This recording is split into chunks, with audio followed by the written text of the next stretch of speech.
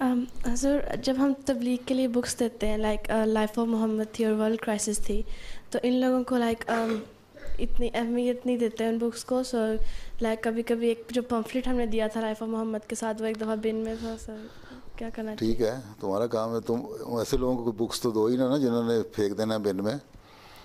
یہ کتابیں تو ان کو دو جن کو بتاؤ پہلے کہ یہ کتاب ہے، تم نے پڑھو گے.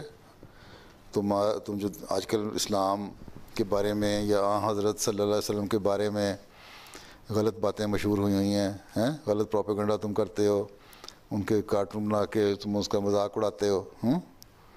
تو اگر تم نے صحیح تاریخ دیکھنی ہے کہ اسلام کیا ہے اور محمد رسول اللہ صلی اللہ علیہ وسلم کیا ہیں، تو یہ کتاب ہے. اگر تو تم نے پڑھنی ہے تو لے جاؤ ہمارے سے.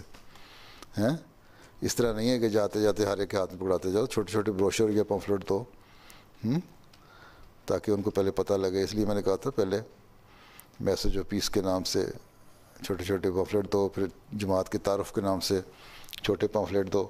پھر جس کو انٹرسٹ ہوگا وہ ویب سائٹ دیکھے گا، ایڈریس دیکھے گا، تمہارے سے رابطہ کرے گا، یا اپنا پرسنل ایڈریس بھی دے سکتے ہو. ٹھیک ہے، لیکن تبلیغ کا کام تو کرنا ہے ہم نے. یہ تو پھینکتے جائیں گے، پھر بھی ہم نے اگر تمہارے سامنے پھینکتے ہیں تو اٹھا لو اس کو وہاں سے. لیکن بہرحال اس بات سے کہ یہ پھینک دیتے ہیں تبلیغ نہیں روک جا سکتی. ہر طریقہ جو تبلیغ کا ہے وہ اختیار کرنا چاہیے ہمیں. ٹھیک ہے.